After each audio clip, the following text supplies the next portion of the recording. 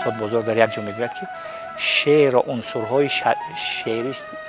قافیه و ردیف و تشبیه و استعاره و اینا شعر نمیکنن. شعر رو میگن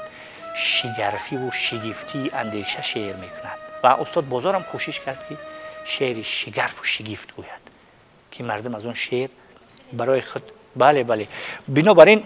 جای استاد بزرگ خالی است و باور داریم که تا تاجیک است و تا ملتی پرشکوه و ملتی توانا و پرغرور هست، بازار هم میماند، تنقیدهای بازار هم میماند. هر یک تنقید و انتقادی که استاد بزرگ کرده است به شعری ما، به ادبیات ما، به فرهنگ ما و سرانجام به خودش برای ما مثل